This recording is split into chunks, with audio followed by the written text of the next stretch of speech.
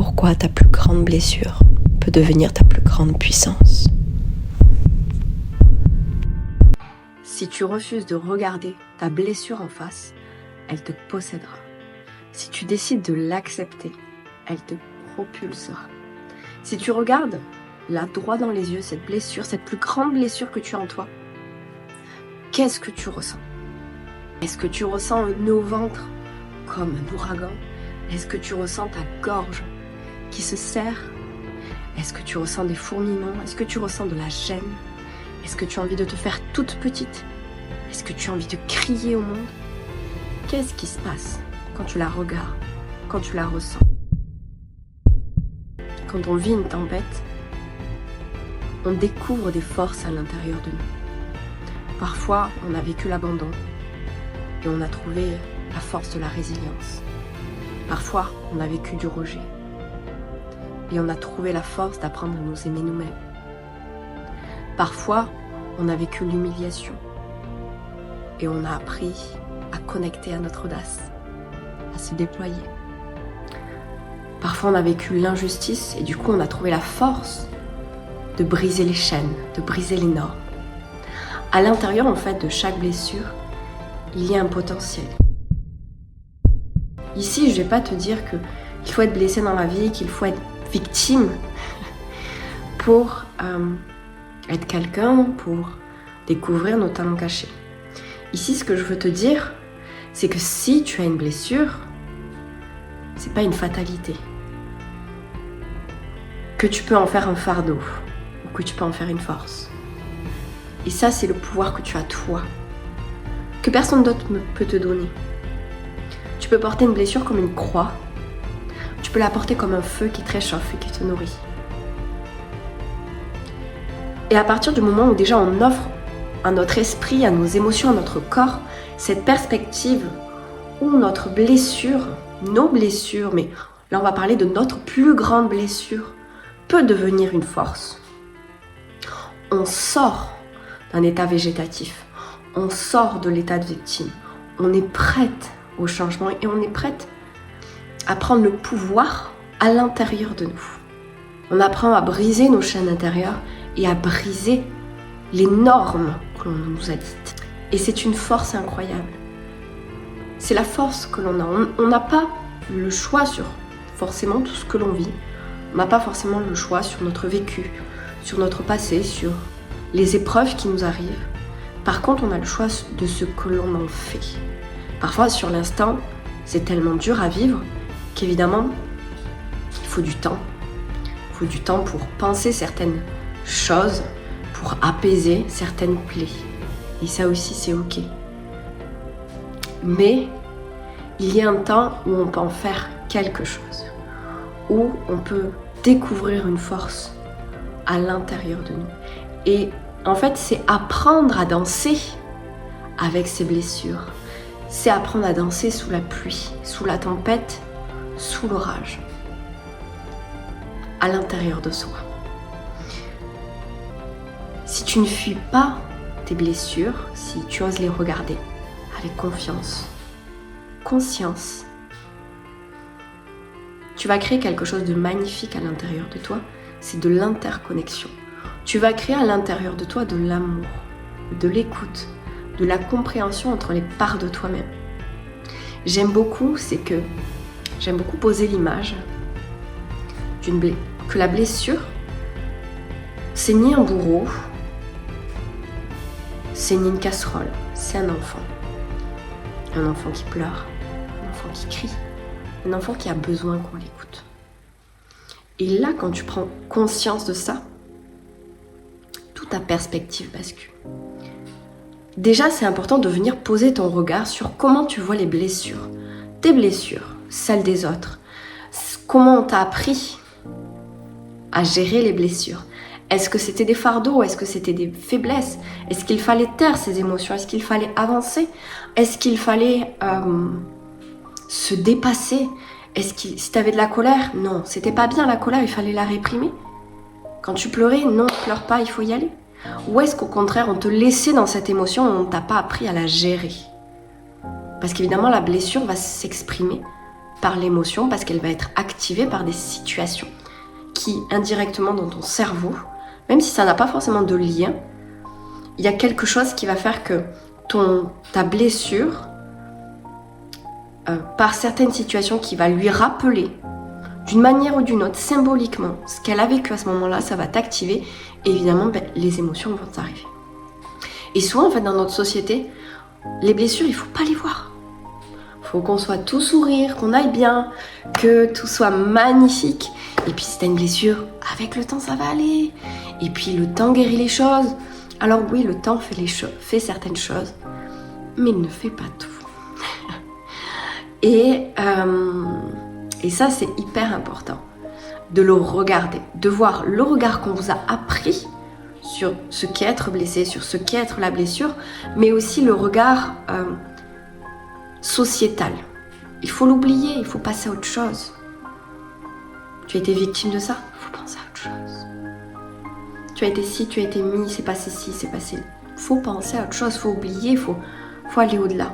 Et oui, quelque part, on pourrait croire que cette vidéo, ça voudrait dire aller au-delà. Non, c'est pas ce que je te propose. Ce que je te propose, c'est d'aller voir, de regarder. C'est un miroir avec toi-même. Et le miroir avec toi-même, il est inconfortable. Je l'entends. Mais il est une puissance. Une puissance de transformation, une puissance de potentiel qui est juste énorme.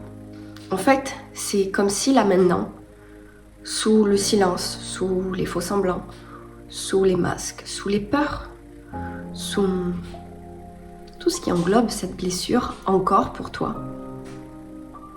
ben là, elle te permettait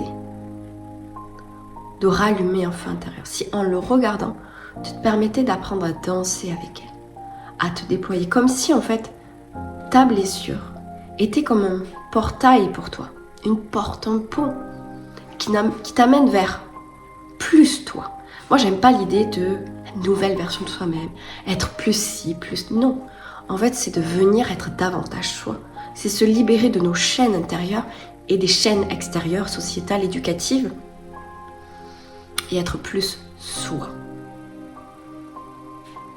Et si ça, c'était possible, c'était encore plus possible. Peut-être que tu te dis, j'ai déjà fait un petit peu un bout de chemin et tout. Bien sûr, moi aussi, ça fait des années, j'accompagne des gens à le faire. Et pour autant, je continue. Parce que plus j'approfondis, plus qu'est-ce qui se passe en fait. Plus j'ose, plus je me déploie, plus je suis heureuse dans des parties de ma vie, plus il y a de l'harmonie, de l'équilibre dans ma vie. Et je dis pas heureuse dans le sens... j'ai pas d'émotions, je suis toujours dans la joie. Non, j'ai mes hauts, j'ai mes bas, j'ai mes moments de déprime. Bref, comme tout le monde. Mais j'ai plus la même manière de les gérer. Donc, pourquoi en fait, concrètement, pourquoi la blessure est un problème d'un point de vue sociétal, éducatif? Souvent, en fait, on nous apprend à nous tenir éloignés de nos blessures, de nos émotions également, mais de nos blessures, comme je l'ai dit précédemment. Et en fait, qu'est-ce que ça génère? Le fait de nous éloigner, de nous tenir éloignés de notre blessure, en fait, ça nous éloigne aussi de quelque chose, de notre puissance. Parce qu'en fait, tout est relié. À l'intérieur de nous, on ne peut pas prendre, tu vois, des trucs comme ça, et que notre puissance, évidemment, elle a un lien direct avec nos blessures, elle a un lien direct avec nos talents, mais aussi avec nos blessures. Et du coup, en fait, ça nous tient éloignés de notre blessure, de nos besoins, de notre écoute de nous, de notre écoute et donc de l'expression qui a besoin. Dès l'enfance, on nous apprend un modèle de force. Qu'on soit homme ou femme, on a ça. Différemment, selon. Mais on nous enseigne un modèle de force.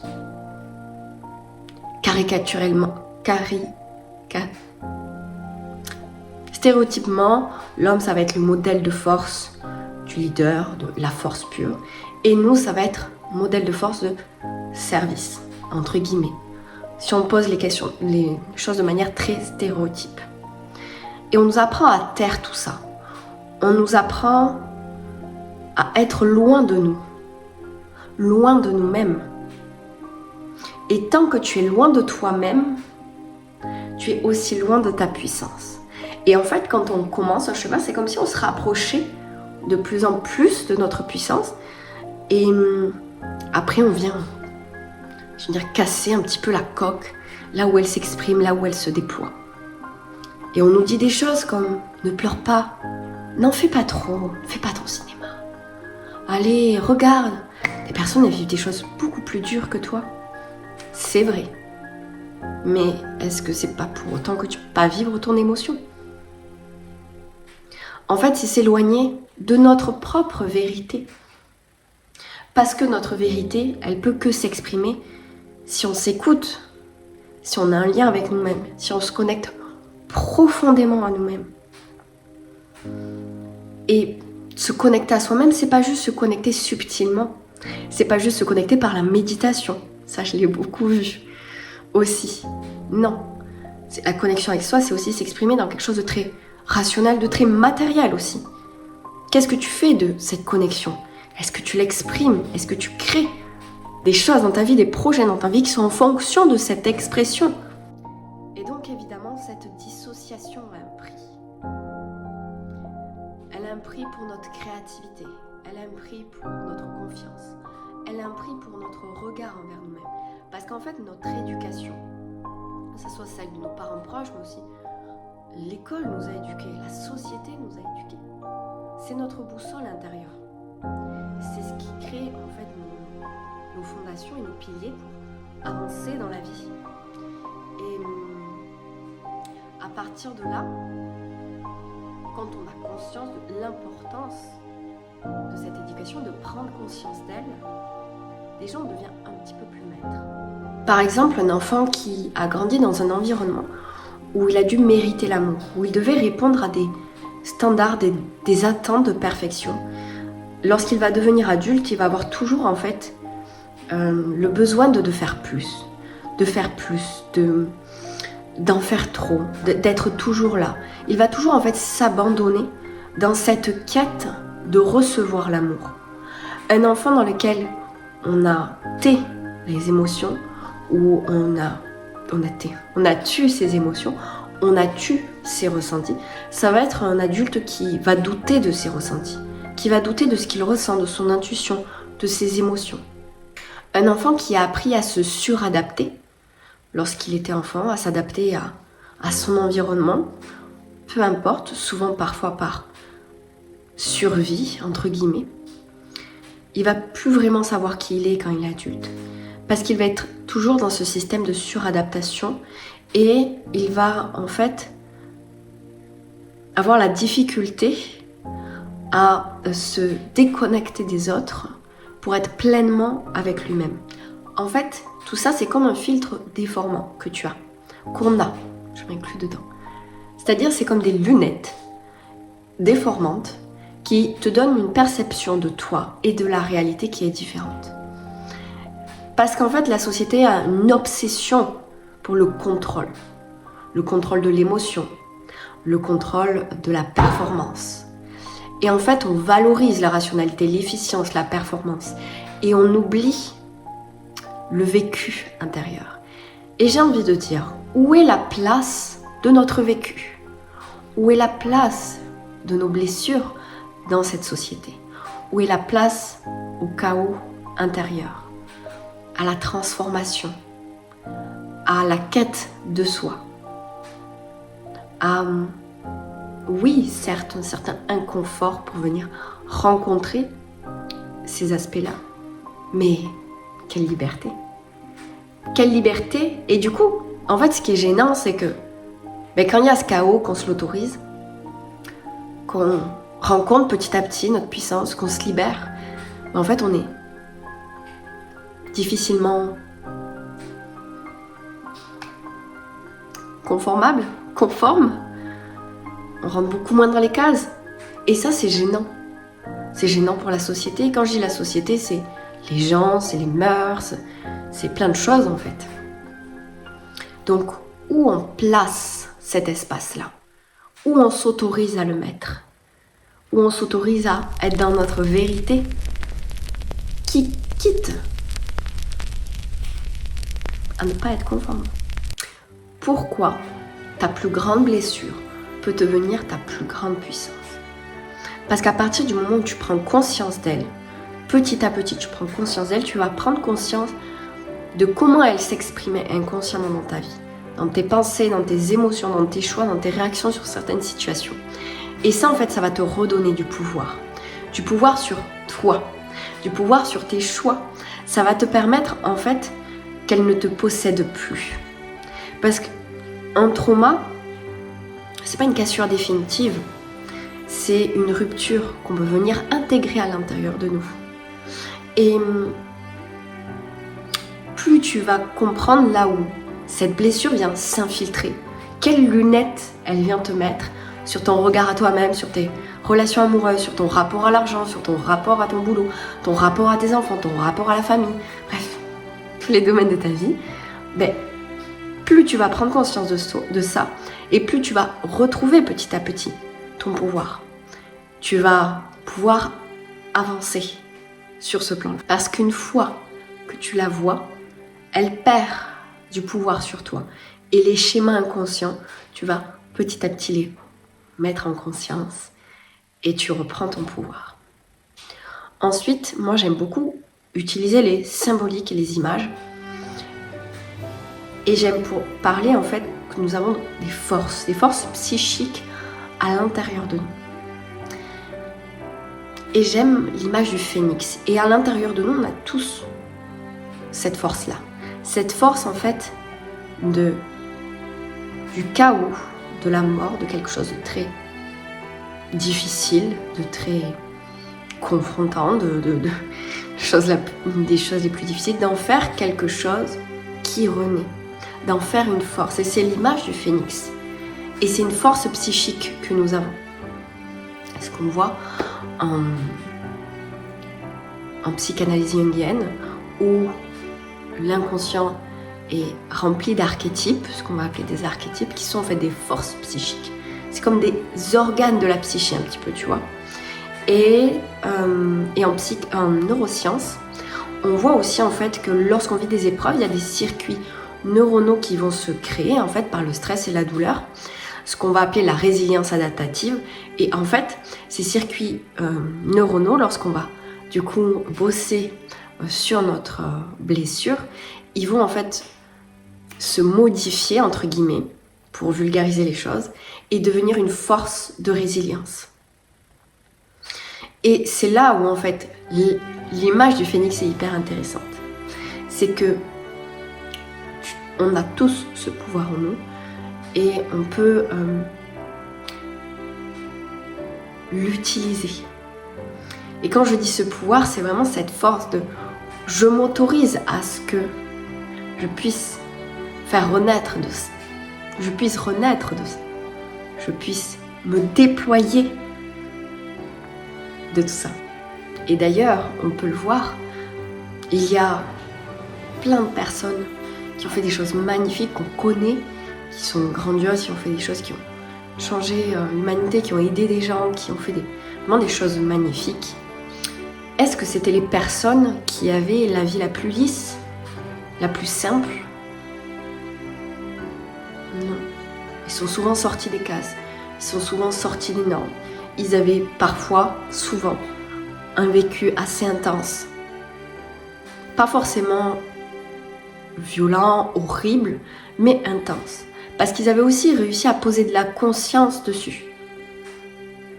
Parce que parfois, on ne pose pas de la conscience sur quelque chose parce qu'on se dit que ça n'a pas de valeur. On me disait ça dans mon enfance, mais... Un jour, un professeur, il m'a dit ça, mais bon, j'étais un enfant, c'était pas important. Et ça ne veut pas dire en soi que l'enfance en elle-même était violente, mais prendre conscience de même des petites choses en fait qui ont pu nous toucher, c'est pas être faible, c'est pas être neuneux, c'est venir poser de la conscience pour voir là où ça nous a bridé et mis des chaînes. Ensuite, ce qui va être super fort, et la dernière chose, de pourquoi ta plus grande blessure peut être ta plus grande puissance. Tu as vu un petit peu les étapes. Troisième étape, c'est qu'évidemment, tu peux du coup réécrire ton histoire.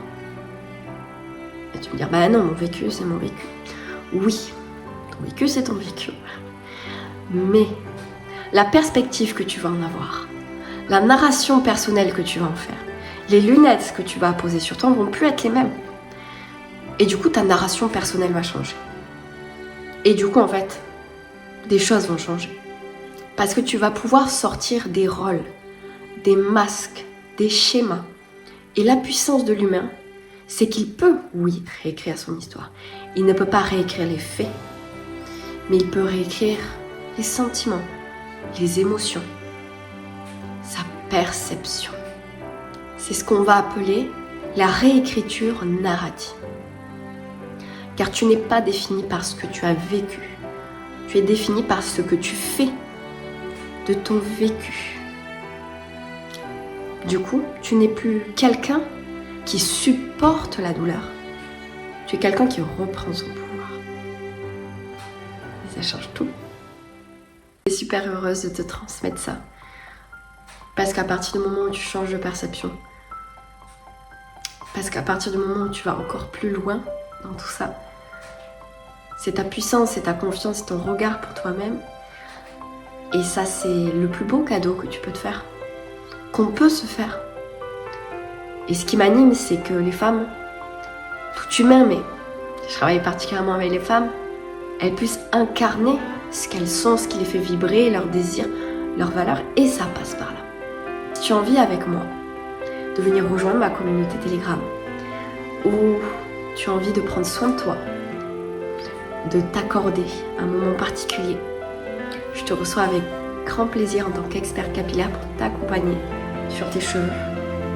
Si tu as envie de créer une vie dans laquelle tu peux aligner tes valeurs, avoir le temps que tu veux pour certains projets, ou avoir un surplus financier pour être plus tranquille et peut-être avoir des projets de cœur, j'ai quelque chose pour toi. Et si tu as envie d'aller encore plus profondément à l'intérieur de toi, si tu as envie de déployer cette femme en toi, cette femme qui est davantage toi, cette femme qui déploie sa confiance, sa puissance et qui s'autorise à être audacieuse dans ses valeurs, il y a quelque chose qui va bientôt arriver, reste bien connecté.